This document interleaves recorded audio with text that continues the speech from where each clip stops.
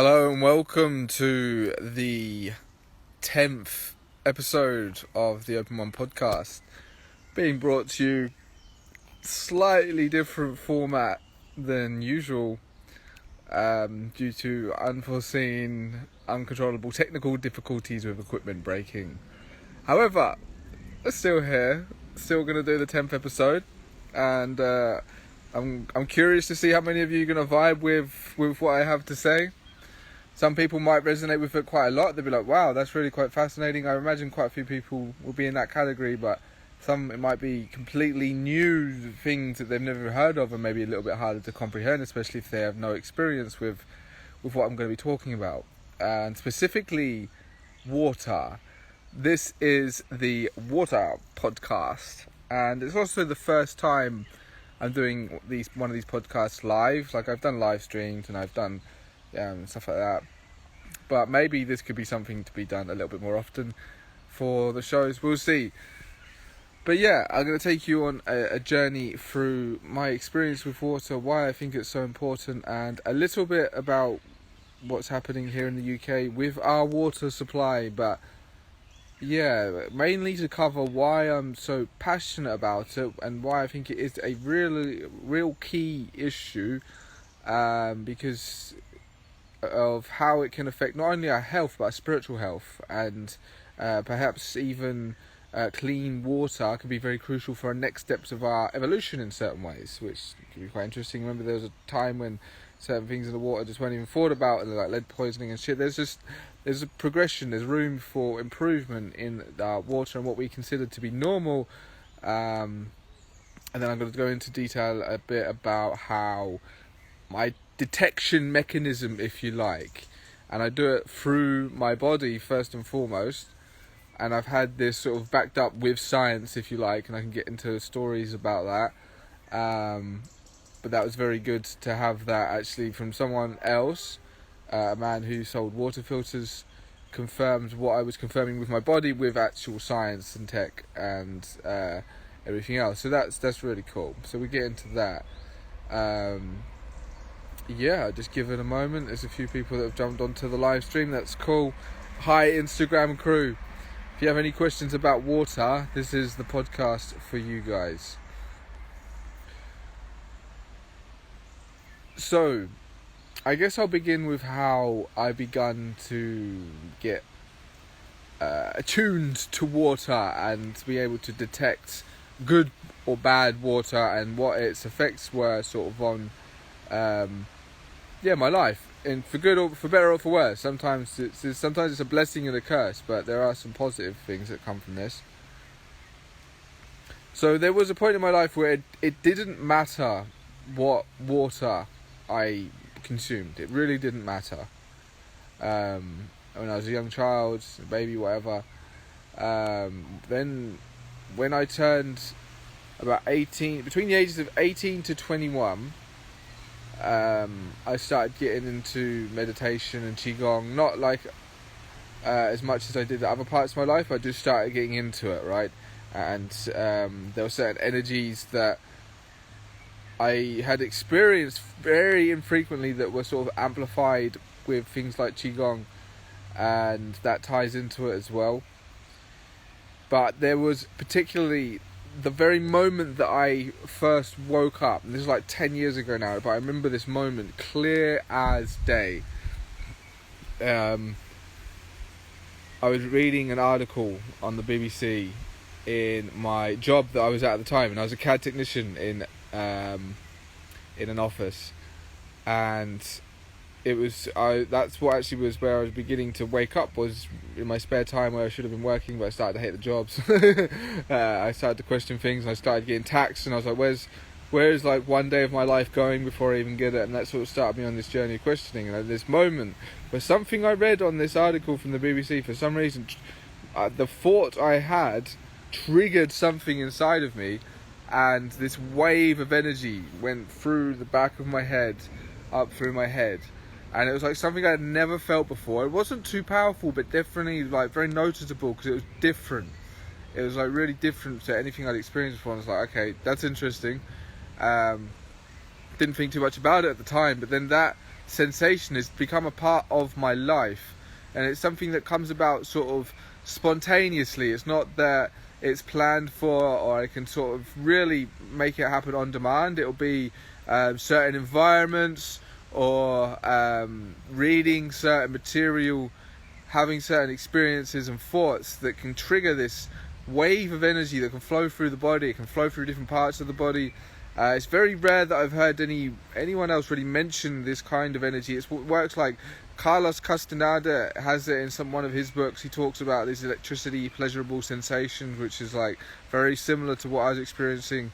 And in the Vipassana course, the discourse that happened at the end of the night, there was a mention about this particular kind of energy. And it's really quite amazing, guys. Like, it's really quite an interesting kind of energy that I experience. And I'm not the only person, but it's not that commonly spoken about. And it's different from, like, if I do Qigong and I can feel this energy, or if I do, like, a bit of Reiki or something, or just channel this energy through my hands. It's a different kind of energy to that, you know, and I can move that energy in my body. And, yeah, so it's different to that. It's spontaneous. And it's like body confirmations is a term a friend of mine used to define this phenomena, who also experiences similar things.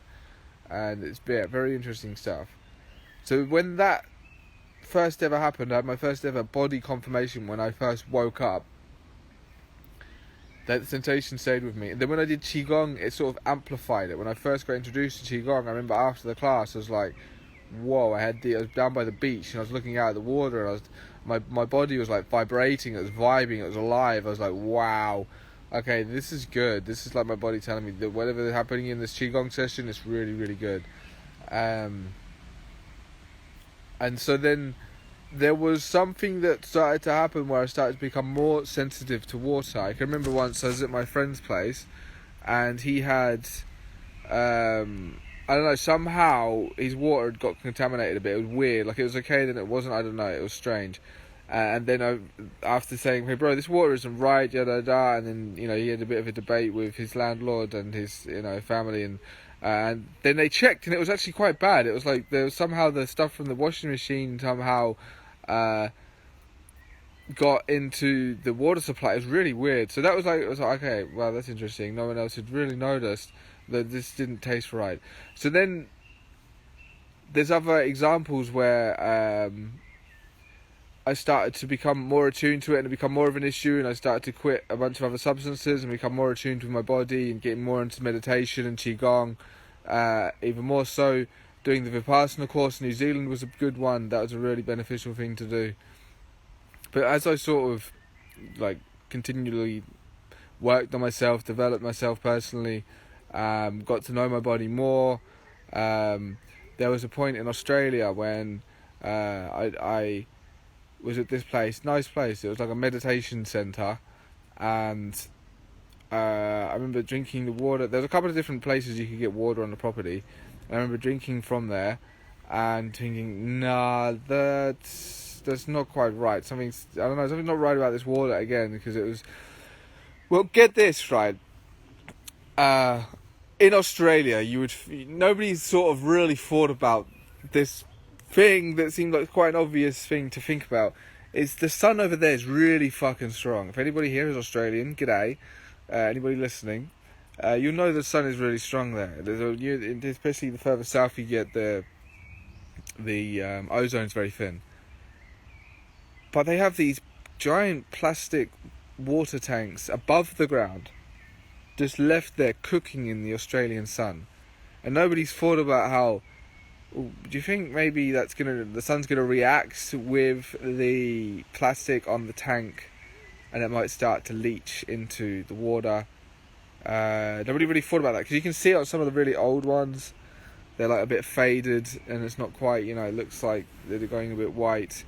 And that was a lot of my experience, unfortunately, of Australian water, was these tanks. And yeah, some had metal, or some were underground, some were better quality. But yeah, unfortunately, that was quite an issue.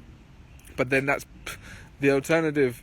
I guess unless you get a high quality one, or you put it underground, or you do something to mitigate the fact that the plastic might leach in the water, A lot of Australia's water is fluoridated to a high level. Now I'm going to talk about fluoride a little bit later as well, but just to mention that the alternative isn't great. So yeah, definitely needs to be careful where we source our water. And so I was at this place, and after a while of sort of going backwards and forwards with the guy who was managing it, he eventually heard me out and sort of checked the filter, and it was disgusting. It was all of this just muck. It was really bad, and and that was another indicator for me to like, oh yeah, I actually do have something here. I'm not just going crazy. I'm not just thinking to myself like it's all in my head. I actually am detecting something here with the water, which was really fascinating. Because it's not exactly pleasant to be drinking unpleasant water. It can give a bit of a headache, and there are other sensations depending on how bad the water is that I pick up because of sensitivity from body-mind practices. Now it's coming a little bit more full circle now, as it's not so bad, but there'll be people that are listening that will sort of understand what I'm talking about.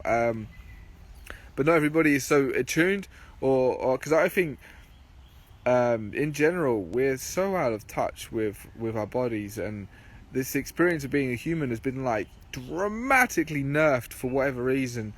And there's so many like parts of life and phenomena that we don't generally experience from day to day, but are actually there, and I think it could be a part of our day-to-day life, and perhaps should be in a normal setup for a human. Maybe we had more of these kind of powers, but we lost them, or maybe it's our destiny to evolve them back. But that's why I think clean water is so crucial for that. And if you're just joining, hello, welcome to the 10th episode of the Open1 podcast, where I'm well into my discussion on water and why I think it's important to talk about and have an understanding of, and why it's also for spiritual evolution. I think clean water is so important, and probably the worst thing to have in the water from my experience is excuse me, fluoride. When I've unfortunately drunk fluoridated water in New Zealand, and that instantly shut off these body conformation energy patterns that I was experiencing, that just turned them right down, and they would just shut off. It was like, I don't know, it felt kind of heavy, it felt not right. And it's like, if you don't even know what you're missing when they have these things in place to sort of hinder us spiritually, then yeah, you just don't know. And then this could be part of our next steps of evolution, is developing these kind of abilities, so then we can better navigate this world, or have better communication with each other, and not get so misunderstood, or be able to pick our next stages of life better, because we can more in tune with reality, stuff like that. And there's endless benefits that I think could come from being psychic into a large degree. And I think that's hard to even get going in our society, because it's not really regarded as so important, or it might be not the right time yet for a lot of humanity to be like highly developed psychically. But the opportunity is there. I'm convinced of it, and I've experienced glimpses of it. And there are people that are naturally sort of born with these abilities more so than others. Others would have to work very hard, and then I also believe if you're on the positive side of reality, you'd probably have to go through a number of challenges or tests to prove that you're actually worthy and ready to use these powers, and you won't sort of abuse your powers, if you like. But that's all getting pretty spiritual and into the esoteric, but that's where I think where our ultimate power lies, and where if we're really, really going to win this is the kind of stuff to be talking about, as well as like focusing on what the bad guys are doing, but also expanding our knowledge, learning more about this world, developing ourselves, and tapping into things that might be considered paranormal or psychic, because I think there's a lot of power there. And then why our enemies are putting fluoride in the water is because of how that can affect us spiritually, psychically, how it can affect the glands in the brain that are often attributed to spiritual development or receiving spiritualities. The third eye, the pineal gland, pituitary gland in the brain, very important glands. And fluoride has been shown to really negatively affect them, like artificial fluoride I'm talking about, not the stuff that's found naturally in nature, that's sometimes in some water in the UK. I'm talking about artificial fluoride, hexafluorosilicic acid, which is a waste product of the phosphate fertilizer industry, and it's something that they're trying to add to the UK water supplies that I think is hugely will have huge negative implications, and the biggest one is spiritually, but also just for other physical conditions and for the general dumbing down of people. The loss of IQ for children is something that's been highlighted. If if you'd like to hear more about fluoride specifically, go to my website open1.uk, go to news, search for the fluoride interviews I've done with Joy Warren. She goes into detail about what fluoride, the artificial fluoride, where it comes from, why we don't want it, how we've been successful in fighting back against the artificial fluoridation of the UK water supplies in the past. It's curious.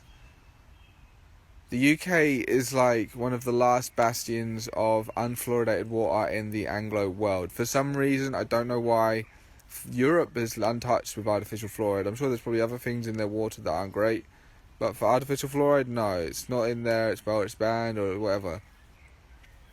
But in the English-speaking Anglo world, the United States is heavily fluoridated. Canada is heavily fluoridated, like artificially fluoridated.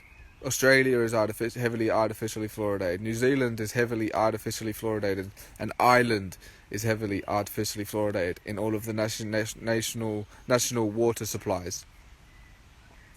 10% of England currently has artificial fluoride in its water supplies. The rest doesn't, and it doesn't need it.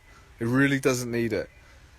And if I just raise the alarm bells again on an issue that I think definitely would be of great concern to everybody listening, really, because if you were to rank the hierarchy of needs for a society, even if you used to take a village, right? You take a simple little village that has a stream or a river that it uses to operate the village, right? They clean, they wash, they do all these things in this stream.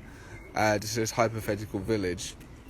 If something was going to happen to the water, right, this entire village was relying on, maybe upstream you could see that someone's going to fucking poison it.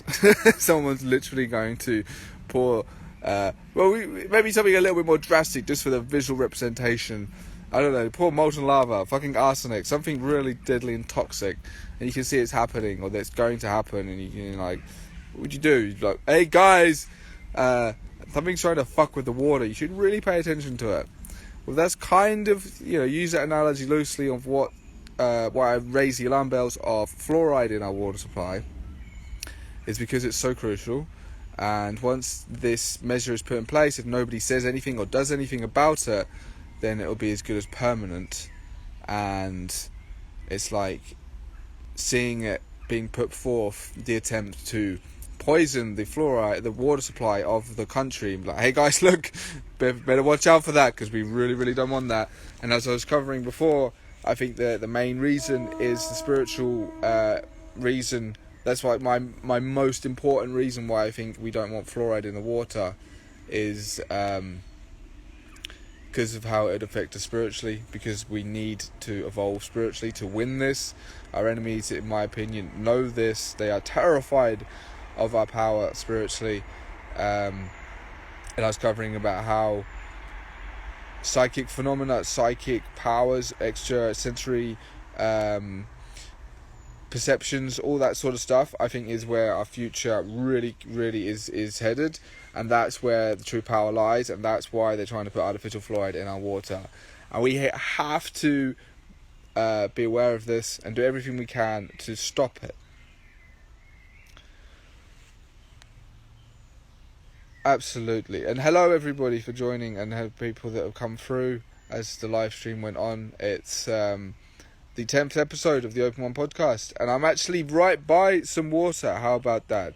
I thought I'd come near some water to do the water podcast. Yeah. It's been quite the journey, and now, thankfully, I don't seem as sensitive as I was. It's not such an issue to some degree of the water, as long as I have good, clean water at hand.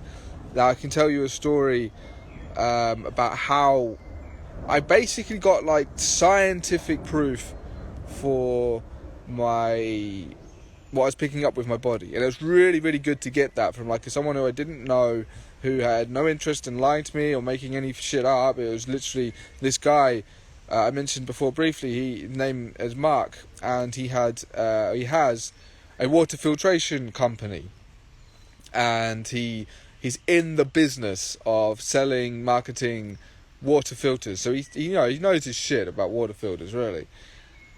And I actually found him about a job originally, but then that job didn't really happen. But I met him and spoke to him, and he was showing me his place, and he had this portable water filter, right?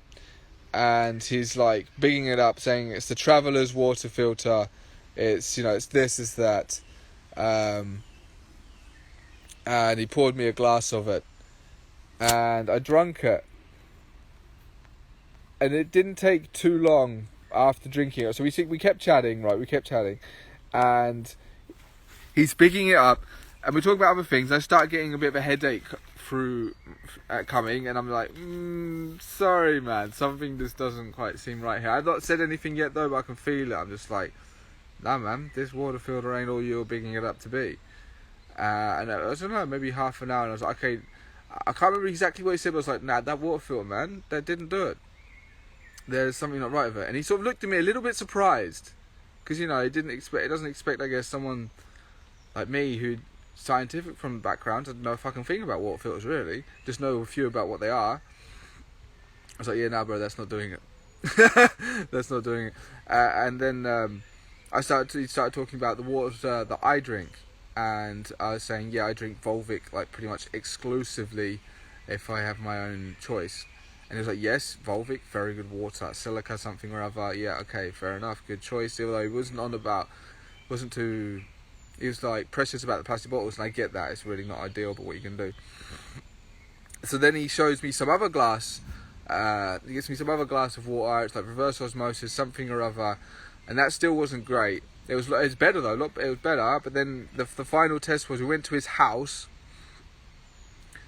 and he had reverse osmosis ionized water, something like that. It was an addition to reverse osmosis, and that water was really good. I drank that and I could taste it instantly, and I felt it, and I was like, that's it, that is good water. But I shit you not, this guy looked at me like I had a fucking superpower, because when I was speaking to him about as well how I picked it up from Qigong, because he himself did Qigong, I think he still does. Yeah, he was very impressed. I was like, bro, didn't I start doing Qigong? I got more fucking sensitive to this shit. For better or for worse, seriously. But some of the really cool shit that comes from it is being able to have this psychic experience of life that a lot of people don't actually have, even if they're awake, and many people don't have these kind of experiences. And I think partly because we're not in touch with our body enough, we're not in tune with our body enough, we never trained to be, because that's sort of part of the bad guys' agenda, if you like, is to disembody people. That's what school is about.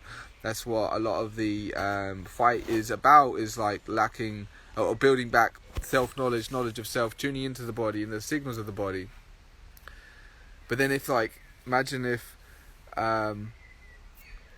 there was artificial fluoride added to the water, and then, nobody knows about this whole side of life they're missing, and there might be other things that I don't experience that other people do experience, or maybe barely anybody does, that we're still missing out on, that we don't know that we could have in this reality. Like, I'm just getting started, I can feel it, and I've been doing this for many years now, a decade I've been awake, but the body-mind practices have been about the same, with varying degrees of intensity and progression and levels to all of that. But I imagine if they were to artificially fluoridate the water, people wouldn't even know what they're missing. That's the real sad thing about it. And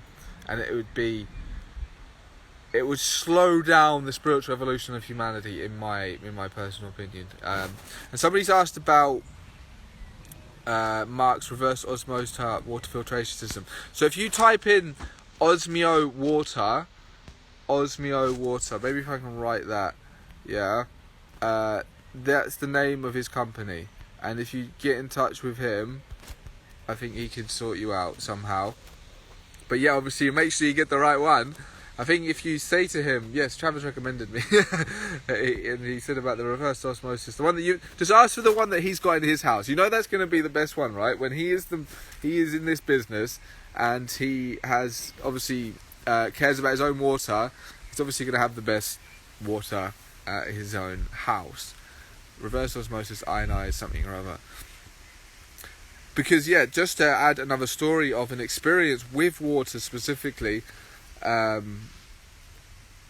was staying at this place in Salisbury, really nice place. I had beautiful accommodation there, but something was wrong with the fucking tap water. I don't know if it was too acidic, I don't know what was wrong with it, but it really wasn't good, like, for me anyway. They'd obviously got used to it, didn't notice it, or whatever it was. For some reason it was just bad for me. And I remember being quite upset, because it was like, oh, such a good place, all these different things, all these good things about it, but the fucking water, man. And I brought a distiller. If anybody's used a distiller, this shit takes ages, and it's, it's got 100 or something pound for this machine, and I was really like buying it in the hopes that this is going to sort out my water problems for good. And for some fucking reason, whatever that was in that water didn't get taken out by distillation. Even though it takes out a lot of stuff, unless it might be the pH. I don't know, that's what I'm saying, if it was acidic or not, or if it wasn't actually the toxicity content. I really don't know. It fucking fascinated me, and it was so frustrating. So just putting that out there, that there are differences in water filters. Not all are as good. Not all seem to actually do the job that they should, or at least from my experiences. And again, with the plastic bottles, like Volvic is the best that I've experienced, that I've ever drunk. But that's like twofold. That's partly because I think the water source is really good, whatever water they get from wherever. But the plastic bottle is quite thick, and you get some of that like really, really like flimsy and thin, and you can literally they just fall apart in your hands, basically, pretty much. No wonder the plastic leaches into them, and there might be even a tiny bit of plastic leaching in from these 12 bottles. You can never know for sure, but all I do know is that it definitely is good water. It's 100%. Volvic is fucking good. The second best that I found, Evian's pretty good, but I haven't drunk it enough to really rate it in my water. But Evian, that's really good. But Volvic's always the best. Second to that was Tesco's home brand water, but only the Ashbeck 5 litre bottles. And unfortunately, they went down in quality. I remember, it was like a year or so ago. They went from which were slightly thicker plastic bottles with a different lid to these fucking cheaper, nastier designs, and you can see the plastic was flimsier, and they had a different lid, and their water quality went down. It's still pretty good, but definitely not up to standard, not up to the Volvic standard. That is the standard for water.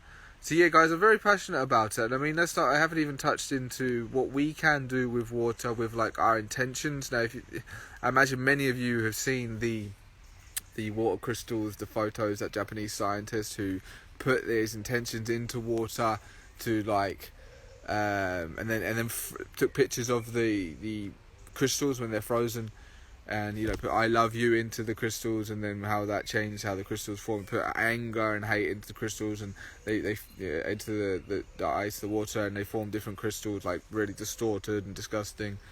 So we can do that to a degree with the water we drink. It's just, if we allow our enemies to just put artificial fluoride into our water,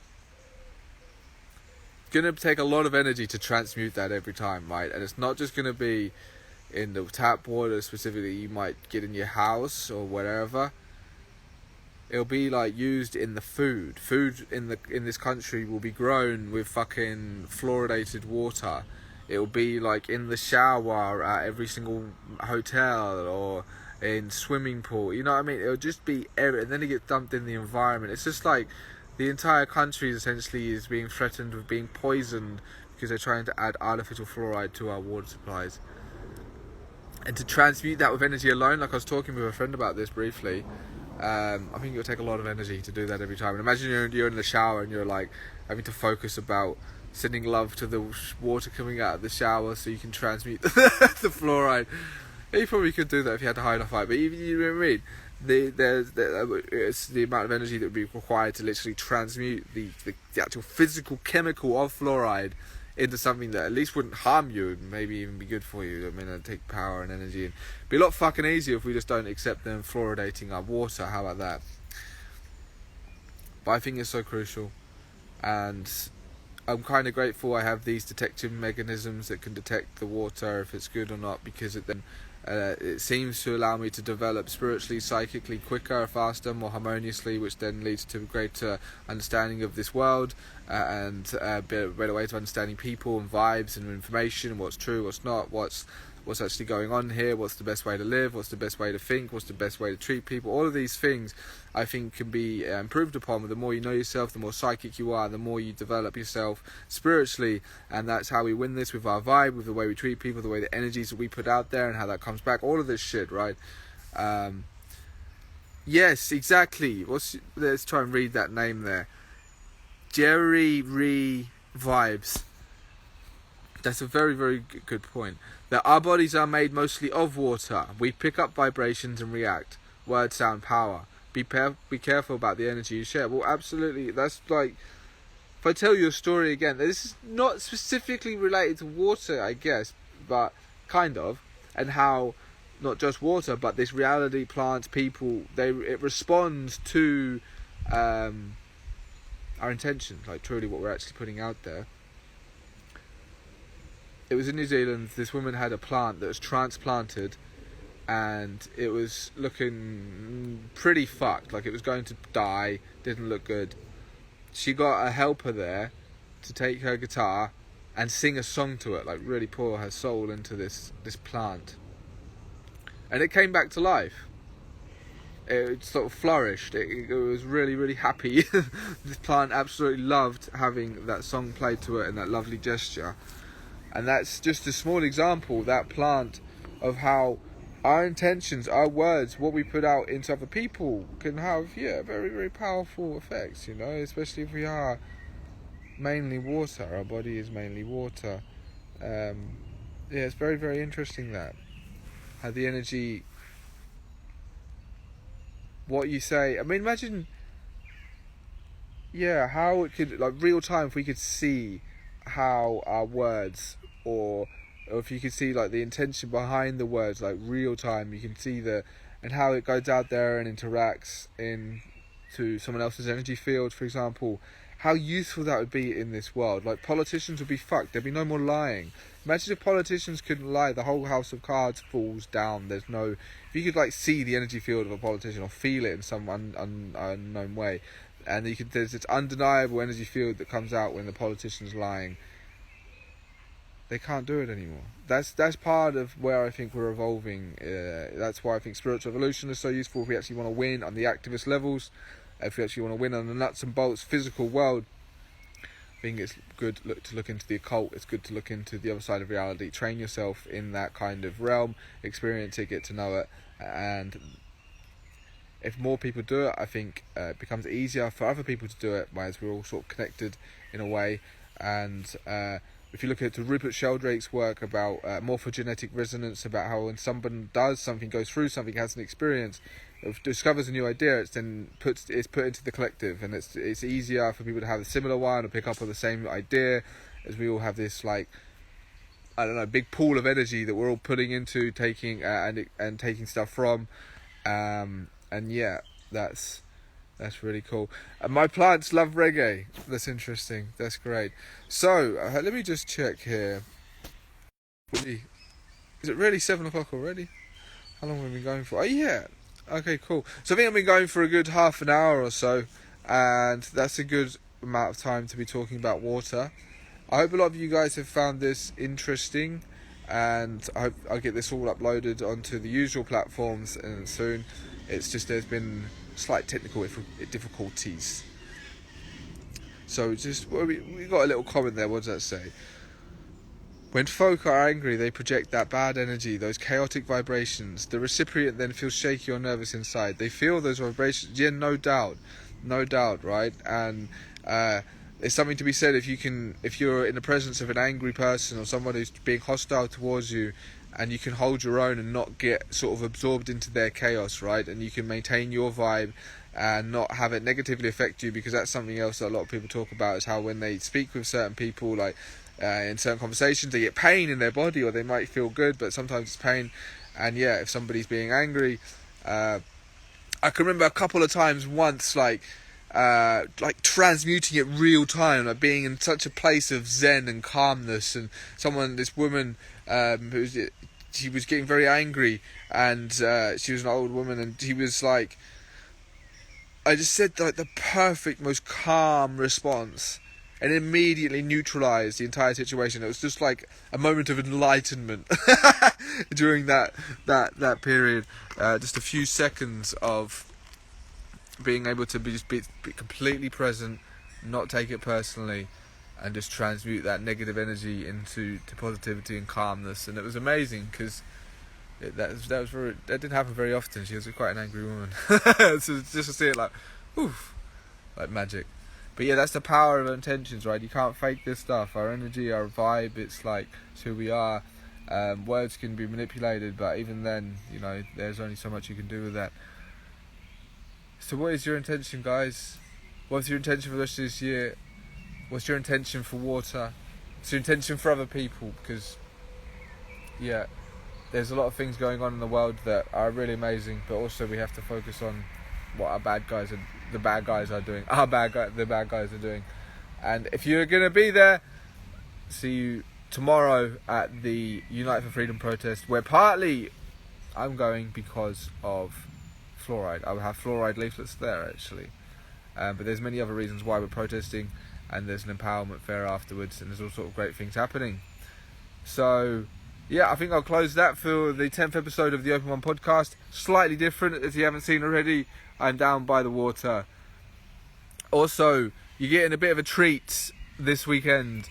There's going to be the 11th episode is going to be published as well this weekend, where I'm talking with Tahara, about her situation there, where she was put in jail for a really old Facebook post. Stay tuned for that, and have a good rest of your weekend, guys.